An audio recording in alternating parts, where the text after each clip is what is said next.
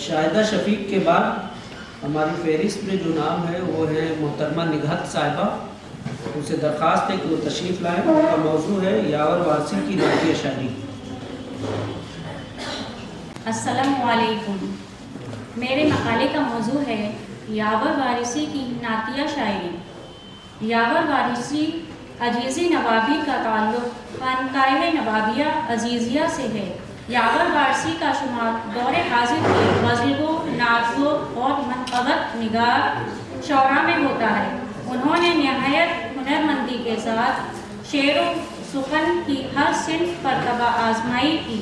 انہوں نے نبی پاک صلی اللہ علیہ وسلم کی شان میں متعدد نعتیں لکھی ہیں. یہ ان کی عقیدت کا ہی نتیجہ ہے کہ ان کے کئی مجموعے منظر عام پر آ چکے ہیں. یاور وارثی کا ماننا ہے کہ نبی پاک سے محبت کا قولی اظہار اطاعت و اتباع ہے. وہ اپنے کلام کو منفرد ردیفوں سے مزین کرتے ہیں تو نعت کا لطف دوبالا ہو جاتا ہے. شعری نزاکتوں کو ملحوظ رکھتے ہوئے انوکھے اور دلکش انداز کے ساتھ عمدہ ردیفوں کا نبھاؤ ان کی پہچان ہے. نبی پاک سے محبت، ان کے دیدار کی آرزو میں اپنی ہستی مٹا کے ہاتھ ہو جانے کی تمنا ہر مومن کے دل میں رہتی ہے. دوسرے لفظوں میں ہم یہ کہہ سکتے ہیں کہ دنیا کی ہر شے نبی پاک صلی اللہ علیہ وسلم کی وجہ سے ہی وجود میں آئی ہے. جہاں تک یاور وارثی کی نعت گوئی کا تعلق ہے، اس میں عشق رسول اکرم صلی اللہ علیہ وسلم کی محبت کا سمندر ہر مصرعے اور ہر شعر میں موجیں مارتا نظر آتا ہے. لہجے کی شگفتگی اور شادابی ان کے کلام کے مطالعے سے واضح ہوتی ہے. وارثی صاحب کے کلام کی خاص بات یہ ہے کہ تمام کلام میں ڈھونڈنے کے باوجود قابل گرفت الفاظ نظر نہیں آتے. یہ تمام باتیں ان کے کلام کی روانی کی طرف اشارہ کرتی ہیں.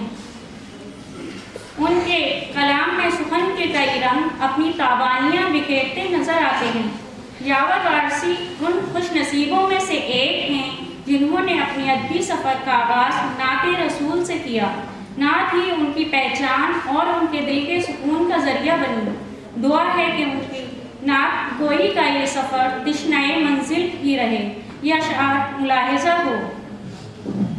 یہ تمنا میرے سینے میں مچلتی ہے بہت، یہ تمنا میرے سینے میں مچلتی ہے بہت. نعت ہونٹوں پہ ہو اور یوم نشور آ جائے. چمکے آنکھوں کے دیے چہرے پہ نور آ جائے. نام سرکار کا لینے سے سرور آ جائے. ان کا تخلیقی سفر کئی دہائیوں پر محیط ہے. انہوں نے متعدد اصناف سخن میں کلام کہا، لیکن حمد و نعت کے ساتھ ان کی وابستگی اور دل بستگی زیادہ ہے. ان کا نعتیہ کلام اردو کے معیاری رسائل و جرائد میں تسلسل کے ساتھ شائع ہوتا رہا ہے اور ان کے کئی شعری مجموعے منظر عام پر جلوگر ہو چکے ہیں. یاور وارثی کی نعتیں عشق کی دل آویزی، موضوعات کی رنگا رنگی، زبان و بیان کا برمحل استعمال اور عقیدت و احترام کے جذبے نے ان کی نعت کو معاصر نعتیہ منظرنامے میں نمایاں مقام عطا کیا ہے. ان کی شعری مجموعے اس طرح ہیں: برگ ثنا، وجدان، محراب، پھولوں کی خوشبو، ہندی نعت و منقبت اور غزلیات کا مجموعہ پس غبار، شب چراغ ہیں. ان کے کلام میں فنی، فکری، اسلوبیاتی خوبصورتی بھی قابل ذکر ہے. روایت سے جڑی جدت اور زبان و بیان میں تہذیبی عناصر نے ان کے کلام کو انفرادیت بخشی ہے. جذبے کی گہرائی و گہرائی جب قدرت بیان اور ندرت اظہار کے ساتھ ملتی ہے تو قلب و روح میں اتر جانے والے اشعار تخلیق ہوتے ہیں جو نہ صرف دل کی دھڑکنوں، باطنی کیفیات اور شعوذ و گداز کا آئینہ دار ہوتے ہیں، بلکہ اپنے تاثر انگیزی کی وجہ سے لوگوں کے دلوں پر بھی وجدانی کیفیات طاری کر دیتے ہیں. یہ شعر ملاحظہ ہو. گلاب خوشبو لٹا رہے ہیں، حضور تشریف لا رہے ہیں. گلاب خوشبو لٹا رہے ہیں، حضور تشریف لا رہے ہیں، پرندے شاخوں پہ گا رہے ہیں، حضور تشریف لا رہے ہیں۔ یاور وارسی کی نعتیں اپنے پڑھنے والے قاری کے دل کو بھی نور ایمان سے منور کرتی ہیں تو توحید رسالت کے مقامات سے بخوبی آگاہ و آشنا ہیں۔ یاور وارسی نے صحاب نور میں بھی ہم بھی کہیں اور نعت بھی۔ نعت کا یہ شعر ملاحظہ ہو: خوشبوؤں کی روشنائی میں ڈبو کر میں قلم، خوشبوؤں کی روشنائی میں ڈبو کر میں قلم، نعت سرور لکھ رہا ہوں عشق کے اوراق پر۔ اس شعر میں یاور وارسی نے اللہ کے رسول سے اپنی عقیدت اور محبت کو لفظوں کے پیرائے میں ڈھال کر بیان کیا ہے۔ یاور وارسی کی نعتیں فنی محاسن اور سوری خوبیوں کا بھی شاہکار ہیں۔ وہ بہت ہی سادہ سلیس زبان استعمال کرتے ہیں، بلکہ نئے قوافی اور ردیفیں تراشتے ہیں۔ وہ اپنے کلام میں فنی محاسن لانے کی شعوری کوشش ضرور کرتے ہیں، لیکن اپنے مقصد سے دور نہیں ہوتے۔ اکثر سننے میں آتا ہے کہ عقیدت سے تعلق رکھنے والی شاعری میں اپنے خیالات کو نظم کر دیا جاتا ہے تو مگر ان اشعار میں شعری چمک و دمک نظر نہیں آتی۔ لیکن یاور وارسی کے یہاں معاملہ جدا ہے۔ ان کی نعتیہ شاعری کا اسلوب فنی نزاکتوں اور شعری لطافتوں سے خالی نہیں ہے۔ ان کے یہاں فکر اور جذبہ دونوں باہم امیز ہو کر انہیں تخلیقی رہنائیوں سے ابھر دیتے ہیں۔ وہ خواہش کرتے ہیں کہ ان کی زندگی میں کوئی ایسا مرحلہ، کوئی ایسا لمحہ نہ آئے جب وہ نعت گوئی کی سعادت سے محروم ہوں۔ نعت ایک کائنات ہے اور اس کا احاطہ کرنا ممکن نہیں۔ نعت کبھی مکمل نہیں ہو سکتی، اس لیے کہ نبی پاک کے اوصاف پوری طرح بیان کیا ہی نہیں جا سکتا۔ یہ شعر پیش خدمت ہے: لاکھ جتن تو کر ڈالے پھر بھی رہی ادھوری نعت۔ یاور وارسی نے جس خوبصورتی اور مہارت سے استعارہ تشبیہ کا استعمال کیا ہے اس سے ان کا اعلیٰ ذوق، علم و استعداد کا پتہ چلتا ہے۔ نعت میں کسی تشبیہ استعارہ کا استعمال بہت احتیاط کے ساتھ کرنا ہوتا ہے کہ جس سے گستاخی و بے ادبی نہ ہو جائے۔ ان کے کلام کے مطالعے سے صاف ظاہر ہوتا ہے کہ انہیں اپنے نبی پاک سے والہانہ عشق ہے، اور اس کا ثبوت ان کی نعت کے یہ اشعار ہیں جن کے ہر لفظ سے سرکار دو عالم سے ان کی محبت کا اظہار ہوتا ہے۔ گے سوئے مصطفیٰ کی خیرات چاہتا ہوں، گے سوئے مصطفیٰ کی خیرات چاہتا ہوں، یا رب در نبی پر ایک رات چاہتا ہوں۔ وہ بزم چاہتا ہوں جس میں ہو ذکر ان کا، وہ بزم چاہتا ہوں جس میں ہو ذکر ان کا، جس میں ہو ان کی خوشبو، وہ بات چاہتا ہوں۔ سینے میں چاہتا ہوں عشق نبی کے شعلے، سینے میں چاہتا ہوں عشق نبی کے شعلے، آنکھوں میں عشق نبی کی برسات چاہتا ہوں۔ یاور وارسی کا اصل میدان نعت گوئی ہے۔ ان کا ماننا ہے کہ اچھی نعت گوئی کے لیے علم سے زیادہ عشق رسول کی ضرورت ہے، اور انہیں اللہ تعالیٰ نے علم کے ساتھ ساتھ عشق نبی کی دولت سے بھی نوازا ہے۔ غزل اور نظم کی شاعری میں ردیف اور قافیے سے بھی مدد حاصل کر لی جاتی ہے، لیکن نعتیہ شاعری لفظ و بیان سے نہیں بلکہ اس عشق سے جلا اور استواری حاصل کرتی ہے جو دل کی فضاؤں سے نکل کر قلم اور زبان کی نوک پر اظہار پاتے ہیں۔ جدید لب و لہجہ یاور وارسی کی شاعری کا امتیازی نشان ہے۔ یاور وارسی کا نام نعتیہ شاعری کے میدان میں اہم اور معتبر مانا جاتا ہے۔ وہ اپنے لہجے اور صاف گوئی کی وجہ سے منفرد مقام رکھتے ہیں۔ مجموعہ وجدان سے نعت کے چند اشعار پیش خدمت ہیں: سب حیابار نگاہیں ہیں انہی سے منسوب، سب حیابار نگاہیں ہیں انہی سے منسوب، زینت عارض و لب سارے گلاب ان کے ہیں، پھول ہیں راہیں مٹی چندن پتھر مشک و عنبر، جتنے خزانے خوشبو کے ہیں شہر نبی کے اندر ہیں۔ یاور وارسی کی شاعری کا انداز بیان جداگانہ ہے۔ وہ اپنے نئے شعری کلام میں نیا انداز فکر اور نئی لفظیات لے کر سامنے آتے ہیں۔ اور صاحبان فن سے خراج تحسین حاصل کرتے ہیں۔ جذبے کا والہانہ پن، لہجے کا اداس، مترنم مغرور کا انتخاب اور طرز ادا کے بانکپن کی وجہ سے ان کے اشعار نعتیہ مشاعروں اور ادبی حلقوں میں خاصا مقبول ہوئے ہیں۔ ان اشعار میں شاعرانہ چابک دستی، فنی مہارت، عقیدت کی فراوانی، مضمون کا نیاپن اور فصاحت قابل دید ہے۔ یہ شب یہ نعت نبی کا موسم، یہ خوشبوؤں کا خرام دیکھو، یہ شب یہ نعت نبی کا موسم، یہ خوشبوؤں کا خرام دیکھو، ہر ایک لب پہ کھلا ہوا ہے درود و سلام دیکھو۔ 21ویں صدی کا عہد کئی معنوں میں گزشتہ زمانے سے تیز رفتار اور منفرد ہے۔ سائنس کی ایجادات اور مادیت کی بہتات نے انسانی زندگی اور اس کی قدروں کو بدل کر رکھ دیا ہے۔ یاور وارثی نے اپنے غزلوں اور نعتوں میں مخصوص علامتوں اور استعاروں کے حوالے سے عہد حاضر کا جو منظر نامہ پیش کیا ہے، وہ اپنی روانی اور متاثر کن بیانیہ کی سبب کاری کے ذہن پر ایک خاص اثر ڈالتے ہیں۔ آخر میں ہم کہہ سکتے ہیں کہ ان کے یہاں الفاظ کا ایک بڑا ذخیرہ موجود ہے۔ یہ الفاظ کہیں کیف و نشاط کی علامت بنتے ہیں اور کہیں غم کے رنگ ابھارتے ہیں۔ شکریہ۔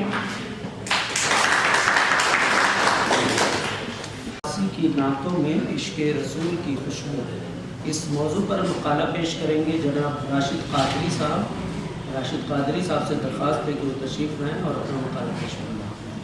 السلام علیکم ورحمۃ اللہ وبرکاتہ۔ میرے مقالے کا عنوان یاور وارثی کی نعتوں میں عشق رسول صلی اللہ علیہ وسلم کی خوشبو۔ ہزار بار وشوئیں دہن و مشک و گلاب، ہنوز نام تو گفتن کمال بیادیست۔ اہل علم کا قول ہے کہ بخدا دیوانہ باش و محمد صلی اللہ علیہ وسلم ہوشیار، یعنی اللہ کی محبت اور تعریف میں شاعری کرتے ہوئے شاعر کو دیوانگی کی حد تک جانے کی اجازت ہے۔ وہ جتنا چاہے خدا کی حمد و ثنا میں زمین و آسمان کے فاصلے مٹا دے اور اپنے فن کا کمال پیش کرے، مگر جب بات آتی ہے رسول اللہ صلی اللہ علیہ وسلم کی مدح و ثنا کی تو شاعر کو نہایت احتیاط اور حاضر دماغی کا مظاہرہ کرنا ہوتا ہے۔ احترام، وقار اور توازن کے ساتھ مدح لکھی جاتی ہے تاکہ جذبات میں بہہ کر ایسی کوئی بات نہ کہہ دی جائے جو خلاف شرع ہو۔ اردو شاعری کی ابتدائی دور سے تاحال شعراء نے اپنے نعتیہ کلام کے ذریعے عشق رسول کے جذبات کو الفاظ میں ڈھالا اور انسانی دلوں کو عشق رسول کی خوشبو سے معطر کیا۔ اسی عظیم سلسلے کے خوبصورت نام جناب یاور وارثی عزیز نوابی کا بھی ہے۔ یاور وارثی بلا شبہ اردو شاعری کی دنیا میں ایک منفرد مقام رکھتے ہیں۔ انہوں نے مختلف اصناف سخن میں طبع آزمائی کی ہے، چاہے وہ حمد ہو، نعت، منقبت، غزل یا نظم، ہر صنف میں ان کی شاعری ایک الگ رنگ اور حسن پیش کرتی ہے۔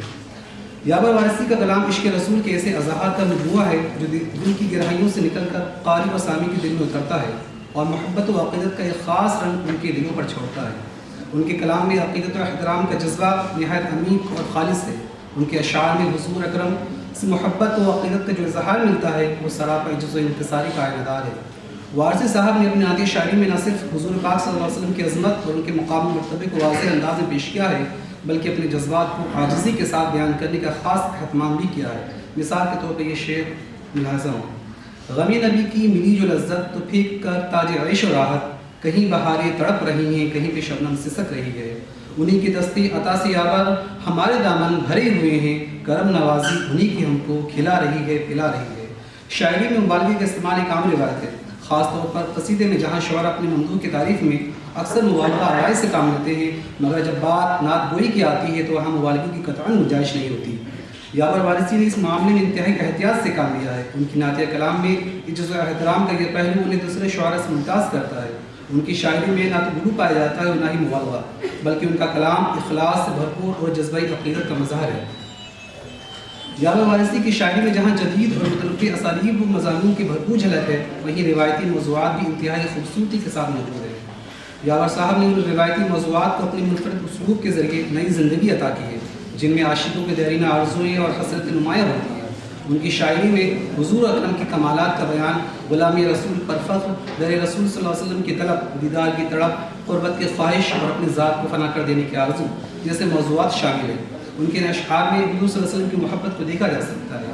جب سے خاک در سرکار ملی ہے میں نے، لوگ کہنے لگے شاہکار ہے میری آنکھیں، وہ قید کے حکم کی تحریر مدینے سے چلے، میں یہاں سے چلوں زنجیر مدینے سے چلے۔ نعت گوئی کی بنیادی شرط عشق مصطفیٰ اور احترام رسالت ہے جو شاعر کے کلام کو دلکش اور مؤثر بناتا ہے۔ یابر وارثی کی نعتیہ شاعری بھی اسی عشق رسول کی زندہ مثال ہے۔ انہیں نعت گوئی کا ذوق پورے کمال کے ساتھ عطا ہوا ہے اور حضور اکرم صلی اللہ علیہ وسلم کی توصیف میں کچھ نیا تخلیق کرنے کا جوش انہیں مسلسل نئی تجربات سخن کی طرف مائل رکھتا ہے۔ ان کی نعتیہ شاعری میں جدت اور تخلیقی صلاحیت کا حسین امتزاج ملتا ہے۔ ان کے چند اشعار اس جذبے کی بہترین مثال ہیں جن میں عشق رسول کی گہرائی اور ان کی منفرد انداز بیان کا رنگ نمایاں ہے۔ شجر ہے مرکز ساقی ہے شاخسار اس کی، پھلوں کے جام میں مشروب ہے بھرے اس کے، دھڑکنے ان کے قدم رکھتے اٹھانے کی صدا، دل جسے کہتے ہیں وہ ان کا ہے گھر ہاں اور کیا، اور در رسول پہ شاید شام کا سورج گلاب بھر کے لیے جا رہا ہے تھالی میں۔ یابر وارثی کی نعتیہ شاعری میں ادبی شائستگی نمایاں ہے۔ ان کے کلام میں زبان و بیان کی مہارت، وقار اور احترام کے ساتھ ساتھ ایک خاص تہذیب موجود ہے جو نعتیہ شاعری کی تقاضے پورے کرتی ہے۔ یابر وارثی نے زبان کے استعمال اور سلوک میں اکثر ایسی سنجیدگی اور وقار کو برقرار رکھا ہے کہ پڑھنے والے پر بھی عقیدت و احترام کا جذبہ طاری ہو جاتا ہے۔ چند اشعار ملاحظہ ہو۔ مجھے بھی نقش کفے پائے مصطفیٰ سے نواز، مجھے بھی نقش کفے پائے مصطفیٰ سے نواز، مجھے بھی کہکشا کی لکیر کر مولا۔ یابر وارثی نے حضور اکرم صلی اللہ علیہ وسلم کی مدح میں ہمیشہ اعتدال اور توازن برقرار رکھا ہے۔ اس بات کا خاص خیال رکھا ہے کہ جذبات کی شدت میں ایسی کوئی بات نہ کہی جائے جو شرعی حدود سے تجاوز کرے۔ ان کا اسلوب ادب و احترام کا پیکر ہے جس میں عشق رسول صلی اللہ علیہ وسلم کے اظہار شائستہ انداز میں ہوتا ہے اور عظمت و احترام کے تقاضے پورے ہوتے ہیں۔ یابر وارثی کے چند اشعار دیکھیں جن میں یہ توازن و اعتدال محسوس کیا جا سکتا ہے۔ آپ کا گنبد خضرا نہ اگر دیکھ سکیں میں سمجھوں گا کہ بیکار ہے میری آنکھیں، اور تیرا احسان ہوں اگر خاک مدینہ لا دے، یہ ہوا مفلس و نادار ہے میری آنکھیں، اور جب سے خاک در سرکار ملی ہے میں نے، لوگ کہتے ہیں کہ شاہکار ہے میری آنکھیں۔ یہ اشعار شاعر کی گہری عقیدت، عاجز و عشق رسول صلی اللہ علیہ وسلم کی جذبات کی عکاسی کرتے ہیں۔ یابر وارثی کی نعتیہ شاعری میں روایتی اسلوب اور جدید انداز کا خوبصورت امتزاج ملتا ہے۔ انہوں نے روایتی موضوعات کو برقرار رکھتے ہوئے اپنے منفرد اور نئی انداز میں اس طرح سے پیش کیا ہے اس میں ادب، احترام اور تقدس کا پہلو پوری طرح محفوظ رہتا ہے۔ ان کا انداز بیان جہاں ایک طرف قدیم نعتیہ شاعری کی روایت سے جڑا ہوا ہے، وہیں جدید لب و لہجے کے ساتھ بھی ہم آہنگ نظر آتا ہے جس سے ان کی شاعری کا رنگ مزید نکھرتا ہے۔ یابر وارثی کی شاعری میں یہ امتزاج ملاحظہ فرمائیں۔ نام سرکار دو عالم جو لبوں پر ٹھہرے، نام سرکار دو عالم جو لبوں پر ٹھہرے، روشنی کر کے اندھیروں کو عبور آ جائے، چھوڑ کر پوچھے سرکار کو جائے نہ غلام، ساتھ دین کو اگر خود کی حور آ جائے۔ یہ اشعار اس کے عشق رسول صلی اللہ علیہ وسلم کی گہرائی اور وفاداری کی اعلیٰ مثال پیش کرتے ہیں۔ شاعر نے حضور اکرم صلی اللہ علیہ وسلم کے نام کو روشنی اور ہدایت کے استعارہ بنا کر اپنے جذبات کا اظہار کیا ہے۔ یابر وارثی کی نعت گوئی میں فناف رسول کے جذبہ نہایت نمایاں اور قابل تعریف ہے۔ ان کی شاعری حضور اکرم صلی اللہ علیہ وسلم کی محبت، احترام اور اطاعت کا ایک اعلیٰ نمونہ پیش کرتی ہے جہاں ہر لفظ عشق رسول صلی اللہ علیہ وسلم میں ڈوبا ہوا محسوس ہوتا ہے۔ اس مختصر سے تحریر سے انتباہ اخذ کیا جا سکتا ہے کہ یابر وارثی کی شاعری عشق رسول صلی اللہ علیہ وسلم کی عمیق اور خالص جذبے کا مظہر ہے۔ انہوں نے اپنے اشعار میں ادب، احترام اور عاجزی کا خاص خیال رکھا ہے جس سے ان کی شاعری میں عشق رسول کی گہرائی اور وقار نمایاں ہوتے ہیں۔ یابر وارثی کی نعتیں نہ صرف ادبی لحاظ سے معیاری ہیں بلکہ وہ اپنے قاری کو محبت، احترام اور عقیدت کے احساسات میں مطلع کرتی ہے۔ کلام میں جذبات کی شدت کے باوجود شرعی حدود اور اعتدال کو ہمیشہ ملحوظ رکھتے ہیں جو انہیں نعت گوئی کی روایت میں منفرد مقام عطا کرتا ہے۔ یابر وارثی کی نعتیہ شاعری اردو ادب میں ایک خوبصورت اضافہ ہے جو عشق رسول کے جذبے سے سرشار ہے۔ ان کی شاعری کو پڑھ کر نہ صرف عقیدت میں اضافہ ہوتا ہے بلکہ ایک روحانی خوشبو محسوس ہوتی ہے جو قاری کے دل میں گہرے اثرات چھوڑتی ہے۔ ان کے اشعار ان کے گہرائیوں سے نکل کر محبت و عقیدت کے احساسات کو بیدار کرتے ہیں اور نعتیہ شاعری میں ایک مثال قائم کرتے ہیں۔ شکریہ۔ شکریہ راشد۔ مقالہ نگار ہیں محترمہ ہما صاحبہ اور آپ کا موضوع ہے یاور وارثی کی نعتیہ شاعری کا تنقیدی مطالعہ۔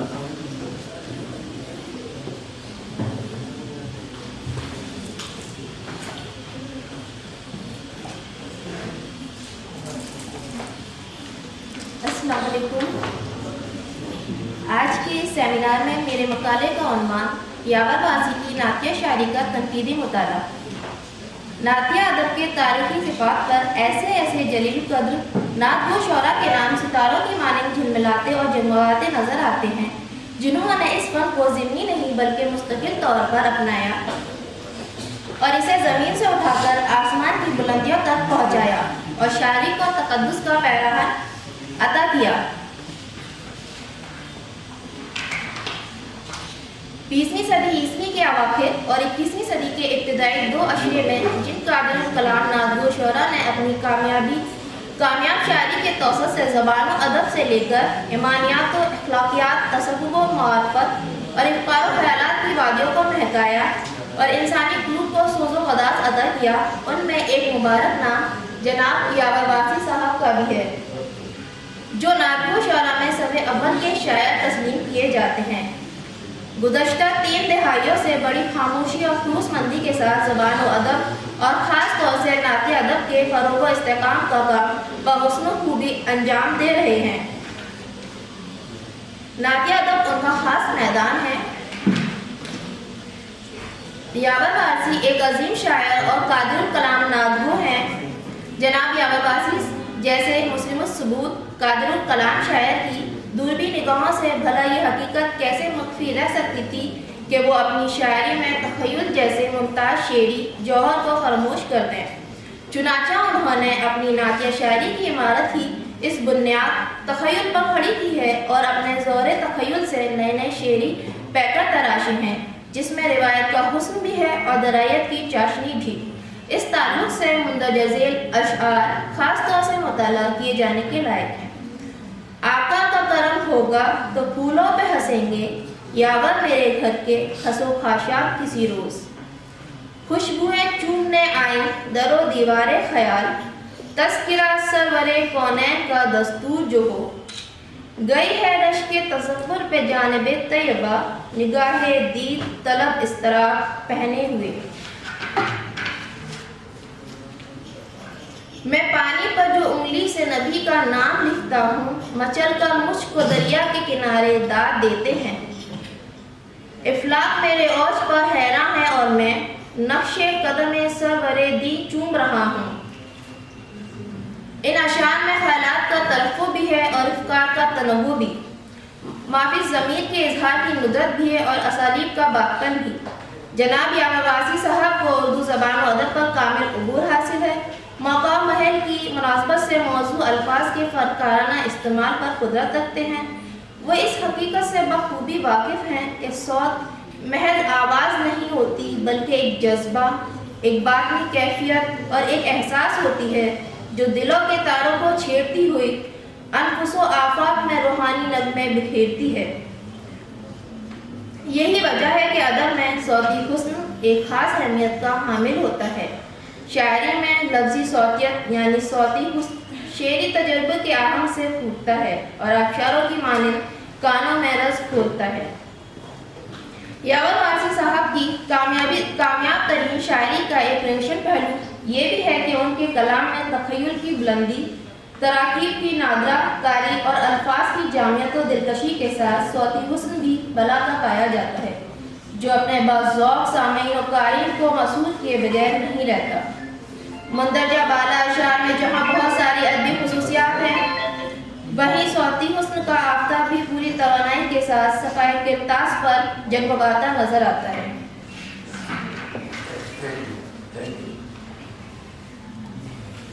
कलामे यावर का इख्तियाराती निज़ाम एक मुस्तकिल उन्वान है जिस पर बहुत कुछ लिखा जा सकता है।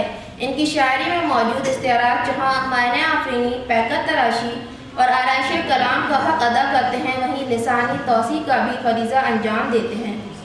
इस्तिआरे को अभाम और पेचीदगी से बचाकर इस्तेमाल करना गैर मामूली कादिरुल कलामी का इजहार होता है और ये उनके कलाम में बखूबी मौजूद है। वो इस्तिआरे के साथ अपने कलाम को पेचीदा नहीं बनाते, बल्कि उनको अपने दाखिली वादा के साथ हम आहंग करके पुरतासीर बना देते हैं। शुक्रिया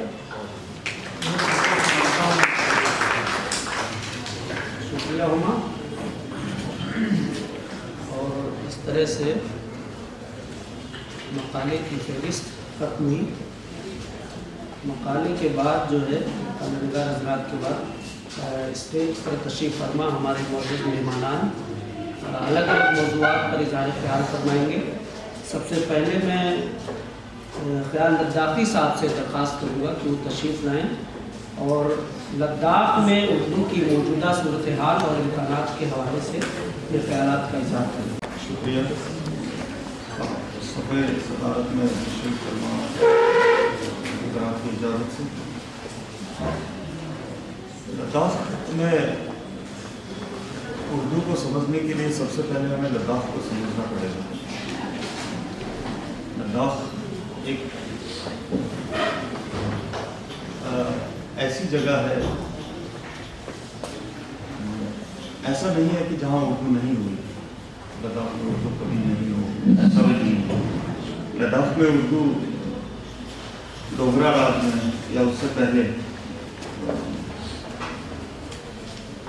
بہت اچھی بولی جاتی تھی، لکھی جاتی تھی۔ مجھے بھی یاد ہے جب میں اسکول میں پڑھتا تھا، کوئی 79 80 81 ہمارے اسکول میں اردو ہی پڑھائی جاتی تھی۔ میتھمیٹکس، سائنس، سوشل سائنس، ہر ایک چیز اردو میں ہی ہوا کرتی تھی 5ویں جماعت تک، میرے خیال سے 5ویں جماعت تک ہوا کرتی تھی۔ بیچ میں ایک دور آیا جہاں پہ اس کے ریزن خیر کوئی سمجھ نہیں پا رہا کہ اردو غائب کیوں ہونے لگی۔ اردو کے چاہنے والے اتنے ہی ہیں، اتنی ہی شدت سے لوگ اسے چاہتے ہیں، لیکن اردو پریکٹیکلی غائب ہوتی ہے۔ زبان میں تو خیر اور بھی چل رہی ہے۔ اب اس کو وہاں کے مذہب سے جوڑ کے بھی دیکھ سکتے ہیں، اس سے بھی میرے خیال سے کوئی فرق نہیں پڑا ہے۔ اس پہ مذہب میں دیکھیں تو لگ بھگ 50-50 وہاں پہ مسلمان اور بودھ ہیں، تو مذہب کا بھی اس پہ میرے خیال سے کوئی اثر نہیں پڑا ہے۔ لداخ میں اب ہم ابھی تک جو ہوا ہے اس پہ تو ہم بحث کرتے رہ سکتے ہیں، جتنا چاہیں بحث کریں، لیکن اب آگے کیا کریں اس پہ ہمیں سوچنا پڑے گا۔ اردو کے لیے اگر ہم سب مل کے کام کریں، میں نے کوشش کی ہے وہاں پہ، ابھی ریسنٹلی ہم نے ایک آل انڈیا اردو سیمینار کیا تھا، تو میں چاہتا ہوں کہ اردو کے حوالے سے اگر ایسے ہی چھوٹے پروگرامس ہوں یا کوئی ایسی چیز جسے کہ ہم اسکولی لیول پہ انٹروڈیوس کرا سکیں، جس سے لوگوں میں جو اردو کا چسکا ختم ہوا ہے وہ پھر سے جاگ جائے۔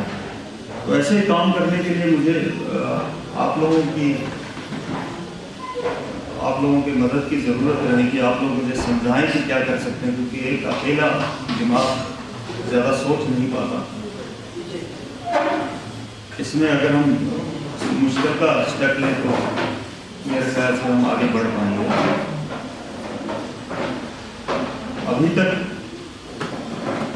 اردو کے لیے وہاں پہ کام کرنے والے بہت سارے لوگ ہیں، جن میں سے میں نام اگر گننا چاہوں، سر فہرست میرے خیال سے عبدالغنی شیخ صاحب، جن کو سب لوگ جانتے ہیں میرے خیال سے، ہسٹورین تھے، کرٹک بھی تھے، بہت اچھے تھے۔ ابھی کرگل سائڈ میں بہت سارے رائٹرس ہیں، پرانے بھی رائٹرس ہیں، ابھی نئے بھی ہیں اردو میں لکھنے والے۔ ابھی اسٹیٹ ایوارڈ بھی ملا ہے خواجہ اسفندیار خان صاحب کو،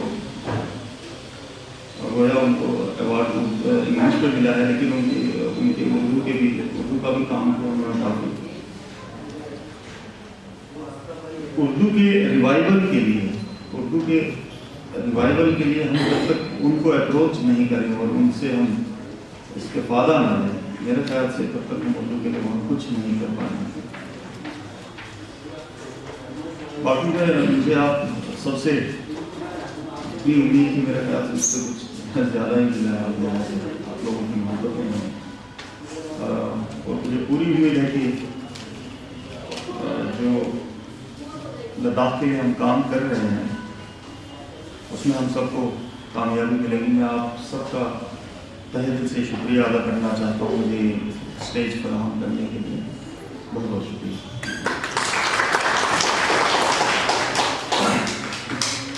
ہمارے دوسرے معزز مہمان جناب ڈاکٹر محفوظ جاوید صاحب ہیں۔ جیسا کہ ابھی بتایا گیا کہ آپ تقریباً 30 برس سے لندن میں مقیم ہیں، اس सो आपसे दरख्वास्त की गई है कि आप बरतानिया में उर्दू अदब का असरी मंजरनामा के हवाले से इज़हार ख्याल फरमाएँ। मैं आपसे नहायत एहतराम के साथ दरख्वास्त करता हूँ।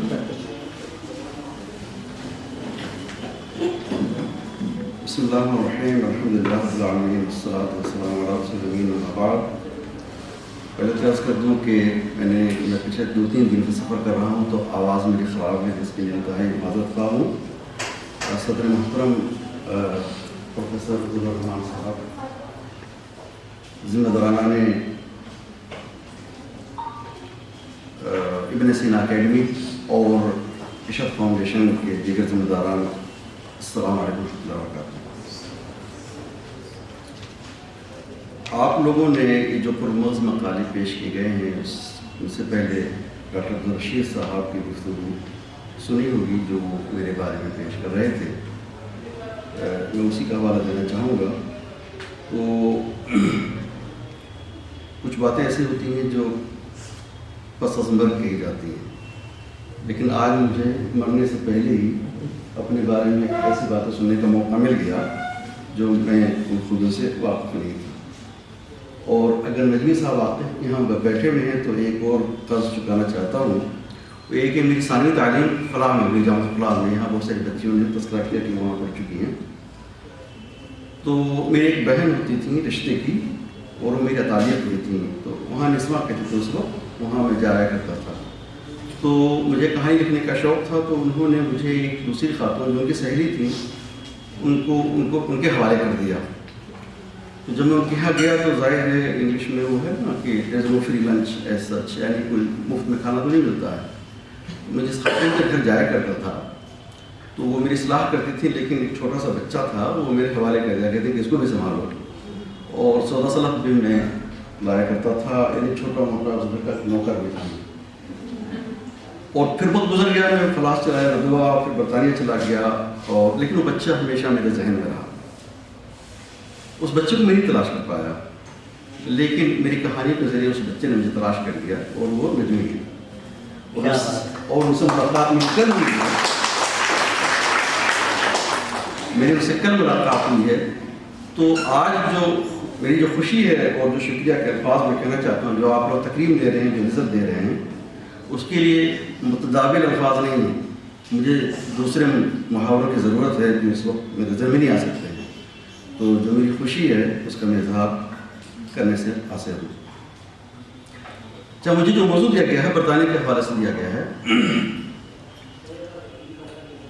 जो मौजूद दिया गया है वो मेरे सामने वो मुहावरा है ना कि सूरज को चिराग दिखाना, और यहाँ जब आफ्ताब आए इल्म अदब बैठे हुए हों और उनके सामने वो मौजूद दिया जाए, तो सच्ची बात तो ये है कि फिर वो मुहावरा तो नहीं काम करेगा, दूसरे मुहावरे की ज़रूरत है। अलबत्ता चूँकि मेरे सामने तलबा में बैठे हुए हैं तो गुफ्तगू करने में आसानी रहेगी, और मैं अपने बुजुर्गों से कहूँगा इल्म में कि अपने आप को स्विच ऑफ करने देंगे के ऊपर, ताकि मैं आप लोगों से आराम से बात कर सकूँ।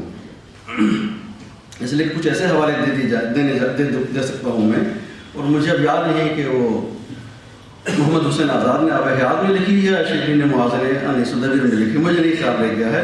तो हो सकता है कि हवाला मैं रब दे बैठूँ, और फिर ज़ाहिर आपके सामने तो शर्मिंदगी नहीं होगी, लेकिन आप लोगों के सामने शर्मिंदगी होगी, जिसके लिए मैं मुस्तक़िल परेशान रहूँगा। उर्दू की तारीफ उतनी ही पुरानी है, यानी यूँ कह लीजिए, बल्कि दूसरे लफ्ज़ में यूँ कहिए कि बरतानिया का ताल्लुक़ उर्दू से उतना ही है जितनी खुद उर्दू की अपनी ज़िंदगी है। इस इजमाल की तफसील ये है कि अगेन शायद मोहम्मद हुसैन ने आब हयात में लिखा है, इस तस्दीक कीजिएगा नजमी मियाँ, कि एक बच्चा था, नौखेज़ हो चुका था और दिल्ली के बाज़ारों में प्यार मज़दार दौड़ रहा था। फिर उसको जिसने परवरिश में लिया कलकत्ता के लोगों ने लिया था, उससे मुराद उनकी ईस्ट इंडिया कंपनी के लोग थे। ईस्ट इंडिया कंपनी आ गई थी 1600 में ही यहाँ हिंदुस्तान में, और उनको जब वो आए तो यहाँ की जो ज़ुबान थी वो फ़ारसी ज़ुबान थी, और फ़ारसी ज़ुबान को ही उन्होंने अपनाया। लेकिन बहुत जल्द उन्होंने एहसास कर लिया कि फ़ारसी ज़ुबान से काम नहीं चलने वाला है, इसकी वजह कि अवाम की ज़ुबान दूसरी थी, और उनको कौन सी ज़ुबान नजर आई? उर्दू नजर आई। और उर्दू ज़ुबान को सरकारी ज़ुबान ईस्ट इंडिया कंपनी ने बनाया, مغل سلطنت نے نہیں بنایا ہے، اور اسے اسی نے اپنے ہاتھ میں لیا ہے۔ اور آپ دیکھیے جو فورٹ ولیم کالج بنایا گیا ہے، فورٹ ولیم کالج بنایا گیا تھا 1800 میں، جو جنگ آزادی ہے پہلی وہ 1857 میں ہوئی ہے، 1800 میں فورٹ ولیم کالج بنا دیا گیا تھا، اور اس کے جو پہلے پرنسپل تھے جان گلکرسٹ، وہ اسی میں تو گلاسگو کا رہنے والا ہوں، اور پروفیسر صاحب نے کچھ دن پہلے بتایا کہ وہ خود اسکاٹ لینڈ تشریف لے جا چکے ہیں، اور وہاں کی کالری میں 1-2 مہینے ان کا کام بھی رہا ہے۔ وہیں پر ایک اور شہر ہے ایڈنبرا، تو جان گلکرسٹ کا تعلق ایڈنبرا سے تھا، اور جان گلکرسٹ وہی ہیں جنہوں نے میر امن وغیرہ کو، آپ لوگ ظاہر آپ کے سلیبس میں ساری چیزیں ہوں گی، کو بلایا تھا، اور ان کے ساتھ بے شمار لے گئے تھے، اور انہوں نے نثر کا وہیں سے آغاز ہوا، گرچہ غالب کی نثر تو ظاہر ہے وہ بازار میں موجود تھی، لیکن وہ صرف ایلیٹ طبقہ کے لیے تھی، اشرافیہ کے لیے تھی۔ عوام میں پھر وہیں سے نثر شروع ہوئی ہے۔ آپ غور کیجیے سر سید کی جو اردو ہے، تہذیب الاخلاق میں جو ان کی اردو ہے اور جو پہلے کی اردو ہے، دونوں میں زمین و آسمان کا فرق ہے۔ تو جو اردو ہم اس وقت پڑھتے ہیں اور لکھتے ہیں وہ سر سید کی اردو ہے، گرچہ ندوہ والے یہ کہیں کہ دبستان شبلی، لیکن خود شبلی کی اردو کو دیکھ لیجیے تو ان کی شبلی کی جو اردو ہے، اگر سر سید سے ملاقات سے پہلے جو اردو لکھتے رہے جیسے فاتح خلق الامام اس قسم کے رسالے ہیں، ان کی اردو ایسی ہی جیسے مولانا شمس ثانی رحمۃ اللہ علیہ کی کوئی کتاب آپ پڑھ رہے ہوں، لیکن سر سید سے ملنے کے بعد تو بالکل دوسری زبان ہو چکی ہے، کیوں؟ اس لیے کہ اس کے اوپر اثرات آ چکے ہیں۔ کہنے کا مطلب یہ ہے، اور ظاہر سر سید کا جو تعلق تھا ایسٹ انڈیا کمپنی یا بعد میں جو برطانیہ کی حکومتوں کے 1857 کے بعد مکمل حکومت ہو گئی تھی، تو وہ سر سید کا کیا نظریہ تھا؟ سر سید کا نظریہ تھا کہ قوم ترقی کر چکی ہے نا، چلو تم ادھر ہو، ہوا ہو جدھر کی، یہ تو حال ہی نے لکھا تھا نا، اس لیے کہ اگر آپ نہیں چلیں گے تو دوسرے لوگ کامیاب ہو جائیں گے، آپ تو چیخیں چلاتے رہیں گے، چیخیں چلانے سے تو مسائل نہیں ہوتے ہیں۔ تو سر سید کا نظریہ تھا، اور وہی نظریہ حق ثابت ہوا آج جیسا کہ ہم لوگوں کو پتہ ہے۔ تو کہنا یہ ہے کہ اردو میں جو اس کا تعلق، اور ایک اور بات، دوسری بات یہ ہے کہ، اور مجھے بتا دیجیے گا جب میرا وقت ختم ہو جائے رضوی صاحب آپ جناب، کہ جب ایسٹ انڈیا کمپنی نے اور بعد میں برطانوی حکومت جو وائسرا تھا، جب ان لوگوں نے کام کرنا شروع کیا، یہاں کے لوگ تو اردو بول رہے تھے، برج بھاشا کی زبان بول رہے تھے، مگر انہیں کسی قواعد کی ضرورت نہیں تھی، انہیں کسی لغت کی ضرورت نہیں تھی۔ جب یہ لوگ آئے تو انہوں نے لغات مرتب کی اور قواعد مرتب کی وغیرہ وغیرہ، اور ایک زبان پیدا ہوئی جس کو یہ ہندوستانی کہتے تھے یا ہندی کہتے تھے، ہندی اردو ایک ہی زبان ہے۔ البتہ فورٹ ولیم کا ایک نقصان بھی ہوا، چونکہ ہم لوگ حق پسند ہیں تو اس کا تذکرہ کرتے رہنا چاہیے، وہ یہ ہے کہ پھر انہی لوگوں نے آگے چل کر کے یہ ہندی کا ایک شوشہ چھوڑ دیا۔ ہندی اردو میں کوئی فرق نہیں تھا، زیادہ تر لوگ اسی کا خط میں لکھتے تھے، اس لیے کہ جتنے سارے ہندو حضرات تھے وہ تو اردو ہی لکھتے تھے نا، ان کے پاس یہ زبان تھی، اسی زبان میں لکھتے پڑھتے تھے وغیرہ وغیرہ۔ مگر ایک دوسری کہانی ہے اور بڑی ٹریجک اسٹوری ہے، اس کا اس موضوع سے تعلق نہیں ہے، مگر اس پر بات ہوتی رہنی چاہیے۔ یہ پہلا دور تھا۔ دوسرا دور ہوا ہے وہ جو نو آبادیاتی کا دور ہے۔ وہ کیا ہے کہ جب 1857 کے بعد نارملائزیشن کی سچویشن ہو گئی تو یہاں سے لوگ پڑھنے لگے، اور جو یہاں سے پڑھنے کے لیے جب برطانیہ میں گئے تو دو شکلیں رہی۔ پہلی شکل یہ رہی کہ ظاہر ہے وہاں سے سرونٹس آیا کرتے تھے، ان کو بھی ٹریننگ کی ضرورت تھی، کس زبان میں بات کریں گے یہاں لوکل لوگوں کو۔ انگریز جو ہے وہ زیادہ سے زیادہ یہ لوگ 10,000 تھے یا 20,000 تھے، اور پورے ہندوستان پر حکومت کر رہے تھے، اور سبھی پر اردو بولتے تھے جناب۔ تو پھر وہاں کی یونیورسٹیز میں پھر اردو انہوں نے شروع کر دیا، کیوں؟ اس لیے کہ ٹریننگ دینے کی ضرورت تھی، اور یہاں سے جو لوگ گئے وہ بھی پڑھے لکھے لوگ تھے۔ اب دیکھیے پہلے دور میں جو لوگ گئے، یعنی 1857 کے بعد خود سر سید مرحوم گئے، ان کے صاحبزادے گئے، اور جو دیگر علماء گئے، مولانا محمد علی جوہر، چودھری رحمت علی، سر عبد القادر، نہرو، اقبال، یہی سارے لوگ تھے جو 1947 سے پھر وہاں پر گئے، اور اردو کا ایک بہت بڑا ماحول تھا۔ یہ دوسرا دور تھا۔ اور تیسرا دور جو شروع ہوا تقسیم کے بعد ہوا۔ تقسیم کے بعد یہ ہوا کہ بہت سارے لوگ ہندوستان اور پاکستان سے، خاص طور سے پاکستان سے برطانیہ گئے۔ آپ گلاسگو میں ڈاکٹر صاحب اور پروفیسر صاحب تشریف لے گئے ہیں، اور کچھ علاقے ایسے ہیں، گلاسگو خود میرے ہی شہر میں، گرچہ مجھے بتایا گیا کہ لندن سے میں ہوں، تو یہاں جو لوگ ہوتے ہیں تو وہاں کے ہر شہر کو لندن ہی کہتے ہیں نا، لندن امریکہ، حالانکہ امریکہ ملک بھی ہے۔ تو لندن تو بس گھومنے پھرنے کے لیے میں جایا کرتا ہوں، لیکن میں رہتا اسکاٹ لینڈ میں ہوں، اسکاٹ لینڈ کے وہاں کے گلاسگو میں۔ تو گلاسگو کے کچھ محلوں میں چلے جائیے تو آپ کو پتہ ہی نہیں چلے گا کہ آپ ہندوستان یا پاکستان میں نہیں ہیں، یعنی وہ اتنی تعداد میں وہاں پہ نظر آ جائے گی. یہی حال وہاں پر بھی ہے، لندن میں بھی ہے. اور لیسٹر میں چلے جائیے تو وہ آدھی سے یعنی اس وقت 60% آبادی لیسٹر میں نان وائٹ لوگوں کی ہے. خود لندن شہر اتنا ملٹی کلچرل سٹی ہو چکا ہے کہ یعنی 3 لوگوں میں اگر دیکھ لیں تو کم از کم ایک بندہ آپ کو نان وائٹ ملے گا. پوائنٹ میرا کیا ہے؟ پوائنٹ ہے کہ اتنی ہیوی مائگریشن ہوئی، جب وہاں مائگریشن ہوئی تو ان کی ضروریات بڑھی. چونکہ ہم جمہوری ملک ہے، ہم کو یہ چاہیے، ہم کو یہ چاہیے، ہم کو چاہیے، ضرورتیں پوری ہوتی رہیں. اور پوری ہوتی رہی تو اردو جو ہے یونیورسٹیز کے لیول تک تو تھی، لیکن پھر وہ اسکول کے لیول کے اوپر آ گئی. میں اپنا بات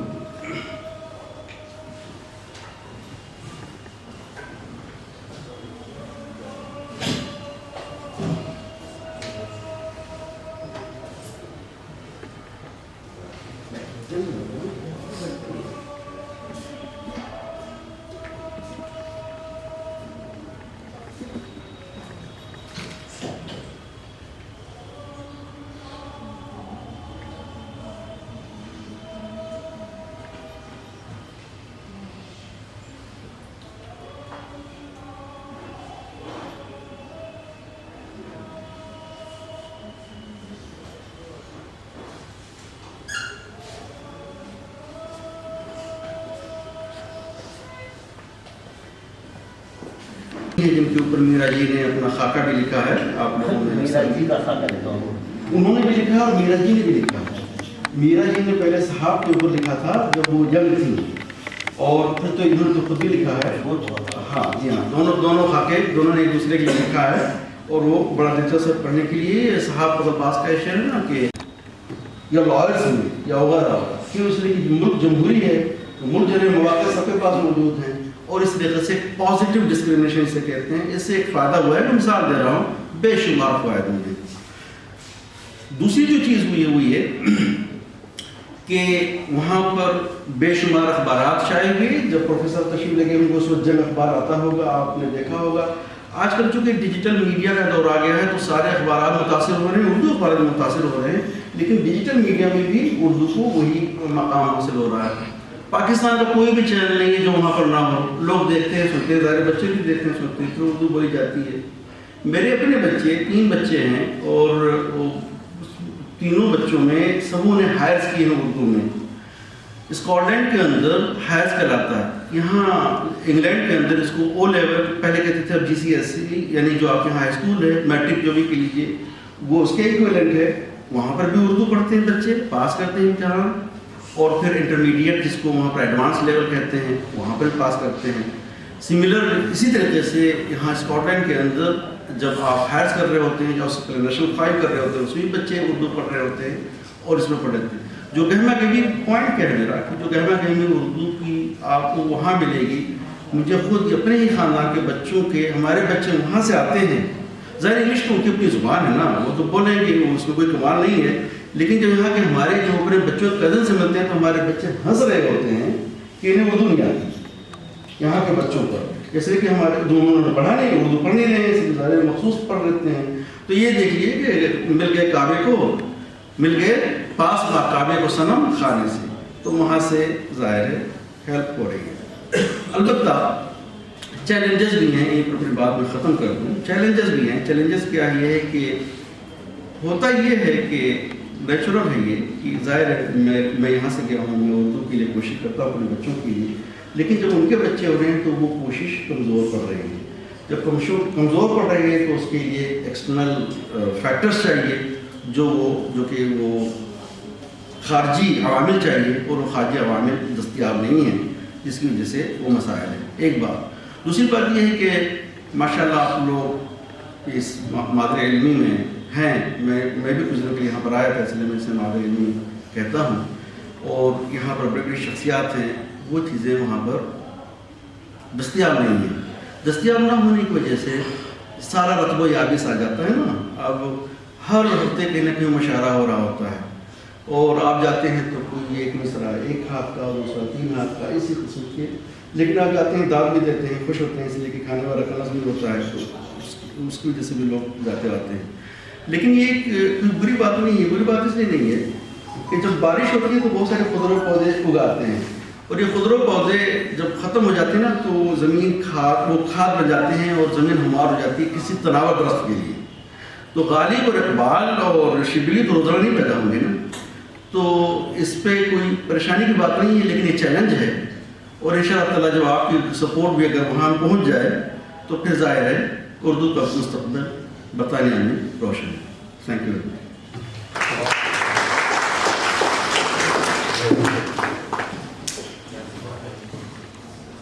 بہت شکریہ ڈاکٹر محبوب جاوید صاحب. ہمارے آج کے مہمان خصوصی جناب یاور وارثی صاحب اس پہ تشریف رکھتے ہیں. کیونکہ آپ کا تعلق کانپور سے ہے تو آپ کے لیے موضوع کا انتخاب بھی کانپور میں شعر و ادب کی موجودہ صورتحال ہے. میں جناب سے درخواست کرتا ہوں کہ تشریف لائیں اور اس موضوع کے حوالے سے اپنے خیالات بتائیں.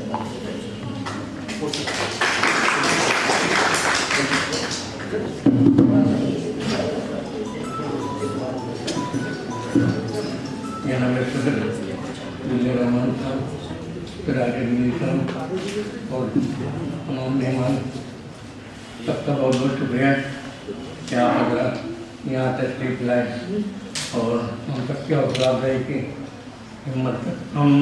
میں اسپیکر نہیں ہوں، مجھے بولنے کا بالکل سلیقہ نہیں، اس لیے مجھ سے کوئی غلطی ہو جائے بولنے میں تو اس کے لیے معافی چاہتا ہوں. برابر صرف شکریہ ادا کرنے آئے ہوں. نہیں، آپ یہ نہ کر کے آپ اپنے کوئی نام اور اپنی دونوں سنا دیجیے. کوئی کانپور کا بندہ نہ ہو،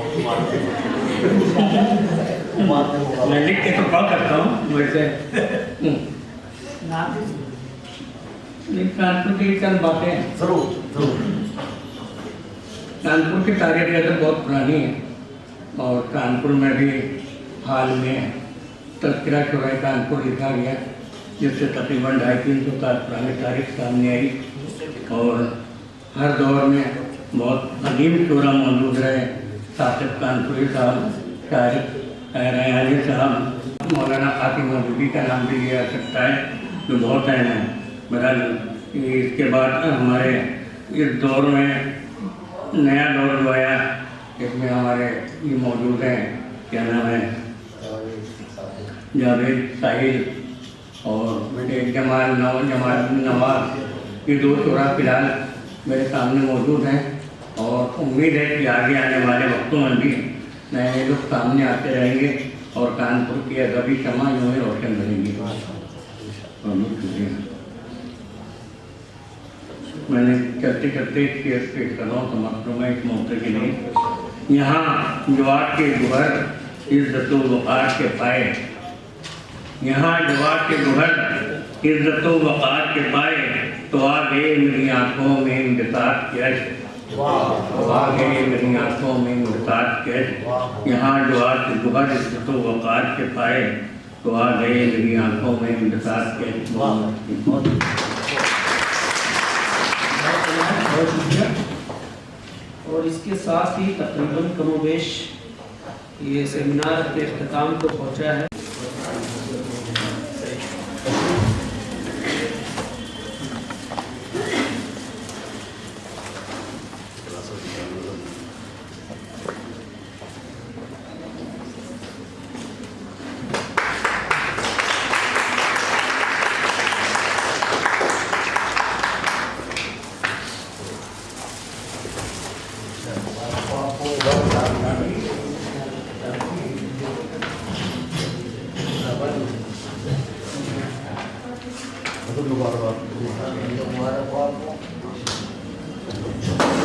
رسم اجرا کے بعد صدر محترم کے مبارک سے ہمارے تینوں معزز مہمانان کو ایوارڈ دینا ہے، لیکن اس سے پہلے ان کی خدمت میں خاصنامہ بھی پیش کرنا ہے.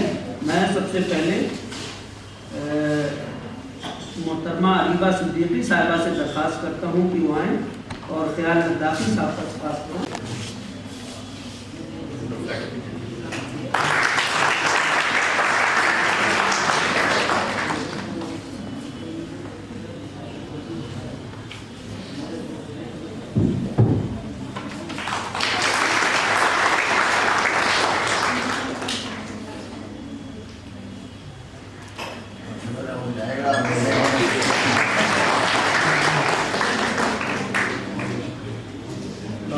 महफूज जावेद साहब का सफरनामा।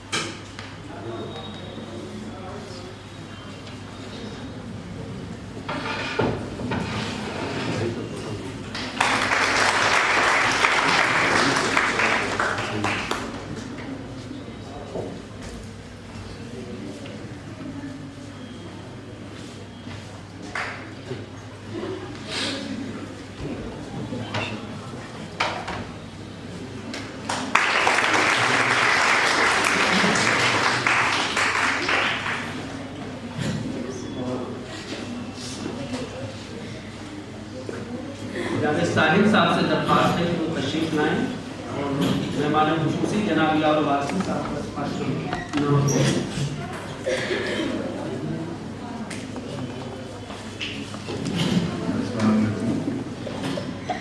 बखिदमत जनाब यावर वारसी साहब इशर जफर फाउंडेशन के अरकान खिदमात शेर अदब आपके इख्तिसास नाज गोई बेहतरीन नजरनिगारी से मुतरिक होते हुए जज्बा इफ्तिखार इंतशार से सरशार हैं।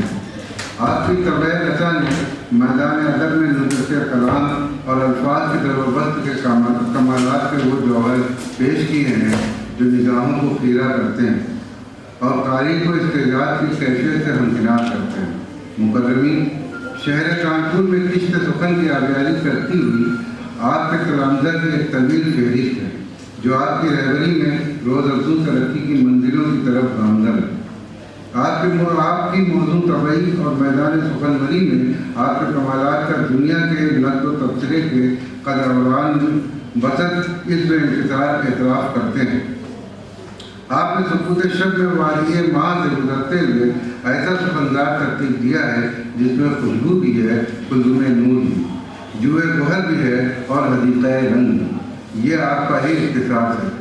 मोहतरमीन, आपकी खिदमत का एतराफ़ आपकी इज़्ज़त अफजाई नहीं बल्कि अरकान इशर जफर फाउंडेशन की शहादत है।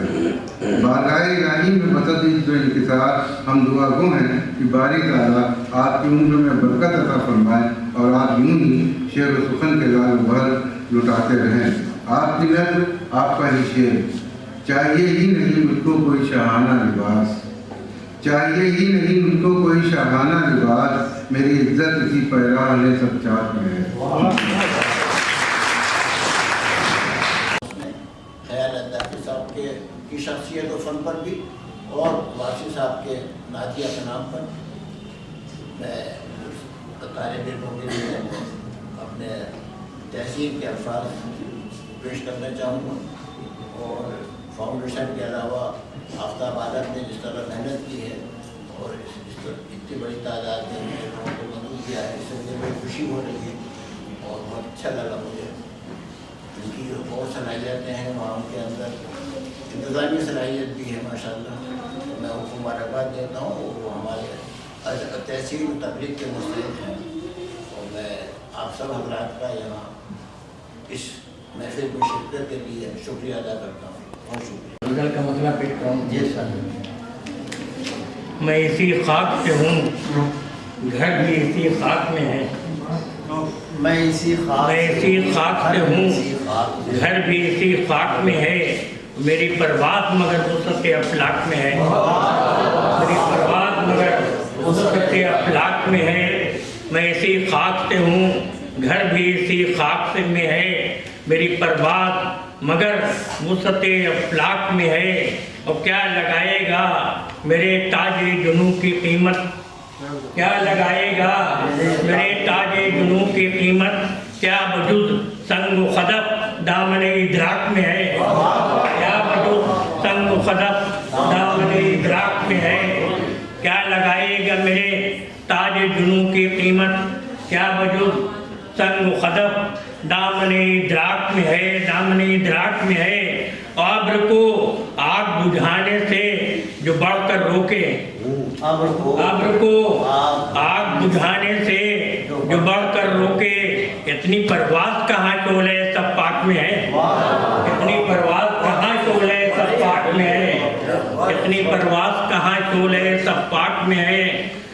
को आग बुझाने से जो बढ़कर रोके, इतनी परवाज़ कहाँ शोले सफ़ाक में है।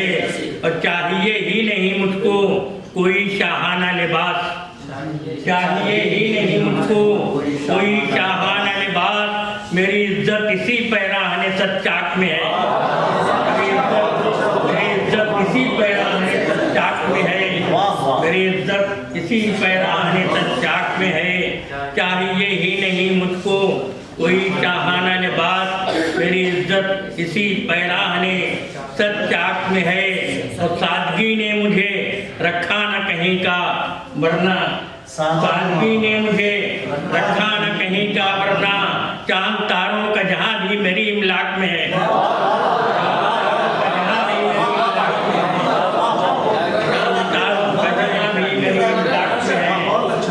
सादगी ने मुझे रखा न कहीं का वरना, सादगी ने मुझे रखा न कहीं का वरना, चांद तारों का जहां भी मेरी इमलाक में है, चांद तारों का जहां भी मेरी इमलाक में है।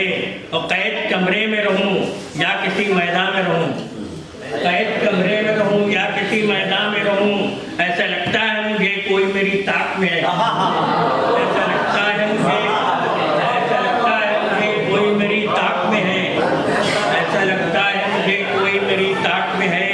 कैद कमरे में रहूं या किसी मैदान में रहूं, ऐसा लगता है मुझे कोई मेरी ताक में है।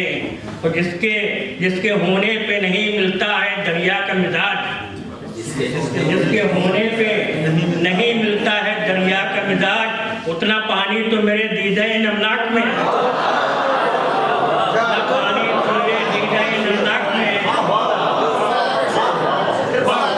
उतना पानी जिसके होने पे नहीं मिलता है दरिया का मिजाज, जिसके होने पे नहीं मिलता है दरिया का मिजाज, उतना पानी तो मेरे दीदे नमनाक में है, उतना पानी तो मेरे, उतना पानी तो मेरे दीदे नमनाक में है, दीदे नमनाक में है। अपने दामन से छुड़ाया था कभी तूने जिसे, अपने दामन से छुड़ाया था कभी तूने जिसे, फिर वही रंग नुमाया तेरी पोशाक में है, फिर वही रंग नुमाया तेरी पोशाक में है। अपने दामन से छुड़ाया था कभी तूने जिसे, फिर वही रंग नुमाया तेरी पोशाक में है। तो क्या कोई लाले बदस्या भी छुपा है यावर, क्या कोई लाले बदस्या भी छुपा है यावर, रोशनी किस लिए इतनी खतो खाचाक में है, रोशनी किस लिए इतनी खतो खाचाक में है, रोशनी को क्या कोई लाले बदस्या भी छुपा है यावर, रोशनी किस लिए इतनी खतो खाचाक में है।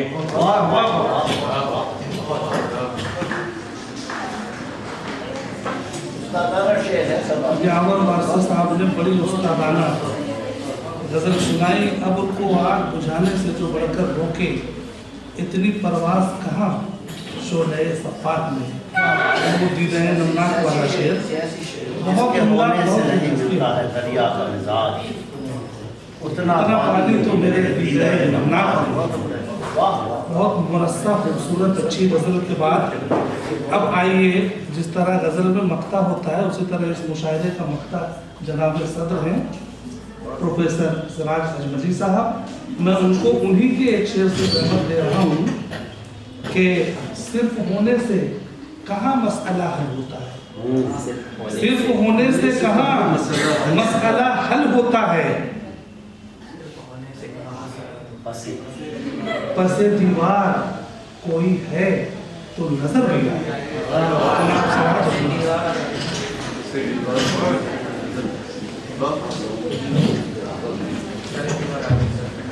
बहुत शुक्रिया। ये सब मैं जब यहाँ दाखिल हुआ तो मैंने इस डायस का और इसके पीछे की इश्तहार को और देखा तो उसमें पहली नशिस्त जो बहुत कामयाब हुई सेमिनार से मुताल्लिक़ थी और दूसरी नशिस्त का उन्वान था महफिल मुराफ़्ता। मैंने कहा ये भी बहुत उम्दा बात है।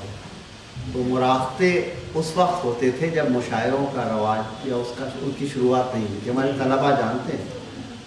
और 3 اصطلاحیں ہیں: مراقبہ، مشاعرہ اور مناظمہ۔ مراقبہ ہوتا تھا مشاعروں کے آغاز سے پہلے، اور مولانا حالی اور محسن آزاد اور انجمن پنجاب اور نظم جدید کی تحریک کے بعد مشاعروں کی جگہ مناظموں کا سلسلہ ہے۔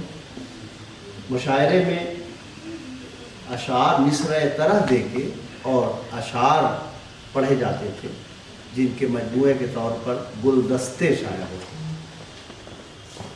خیر، تو میں یہاں بیٹھ کے سوچ رہا تھا کہ مراقبے میں کچھ مراقبے کی طرح بھی پڑھنا چاہیے، سو میں آپ کی خدمت میں، اور یاور وارثی صاحب نے ایسی مرصع، ایسی زبردست غزل پڑھی ہے کہ پھر اب غزل گویوں کے لیے اس محفل میں تو امکان نہیں چھوڑا ہے۔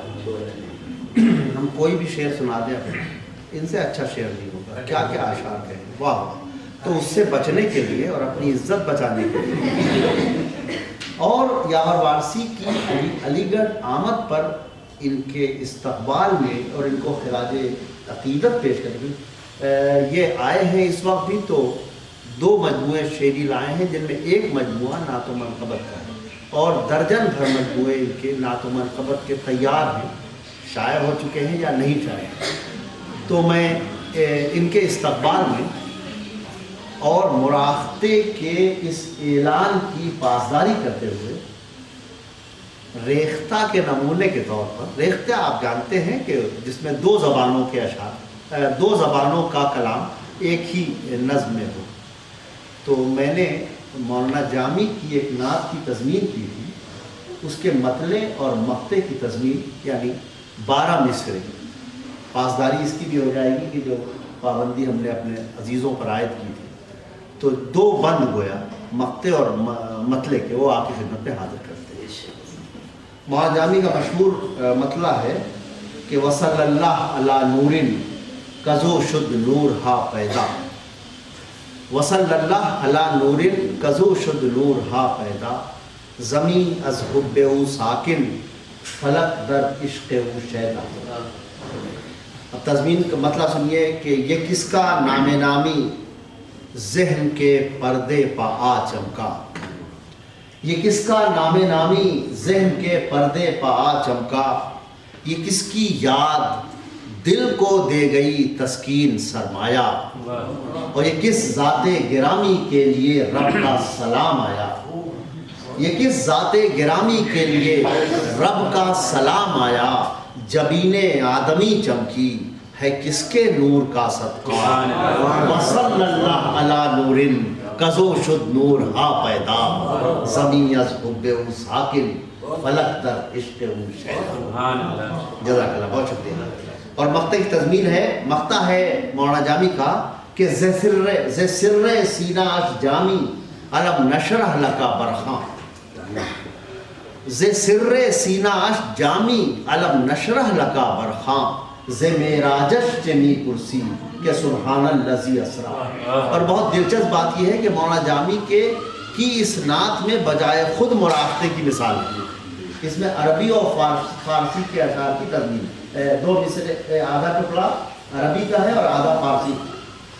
تو مقطع دیکھیے کہ کروں کس طور مدح حضرت پیغمبر ذیشان، کروں کس طور مدح حضرت پیغمبر ذیشان، فروزاں قلب غالب میں کہ جوں جزدان میں قرآن، کروں کس طرح مدح حضرت پیغمبر ذیشان، فروزاں قلب غالب میں کہ جوں جزدان میں قرآن، اور قدوم ناز جن پر تاج رکھیں آ کے سب شاہاں، قدوم ناز جن پر تاج رکھیں آ کے سب شاہاں، اور سراج اس قول پر جامی کے تیرا بھی تو ہے ایمان، ز سر سینہ جامی علم نشرح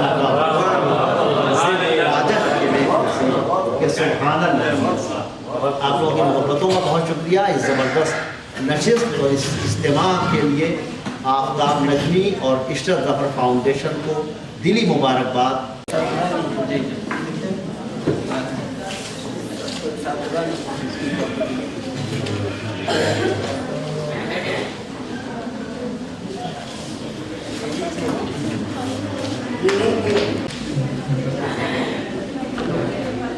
आ जाए ताकि इधर तस्वीर यहाँ पर नहीं।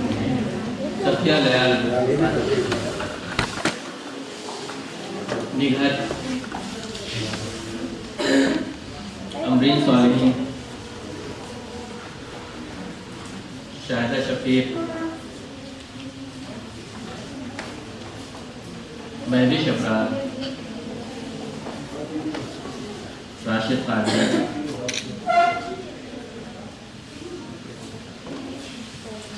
Huma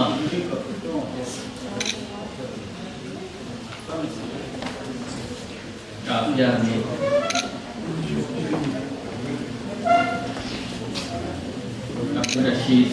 doctor Abdul Rashid Khan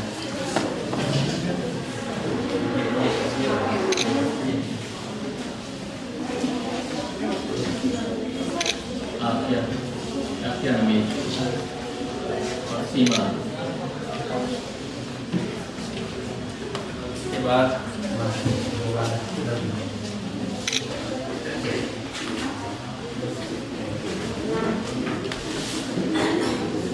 all India educational and cultural foundation की तरफ से जिन लोगों ने अपना ताउन पेश किया था पिछले साल, उनके लिए हम लोगों ने सर्टिफिकेट तैयार किए थे। तो मैं गुजारिश करता हूँ आप सब लोग तशरीफ लाएँ जो जो मौजूद हैं इस वक्त। शादिया शकील, अलीना रब, दीपा सिद्दीकी,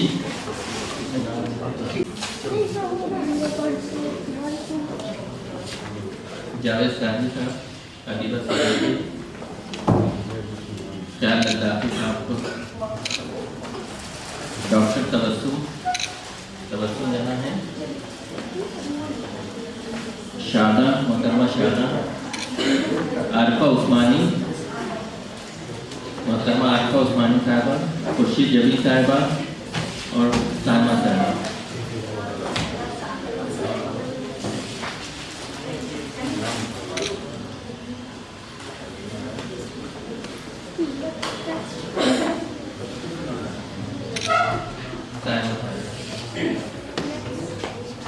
बहुत बहुत शुक्रिया।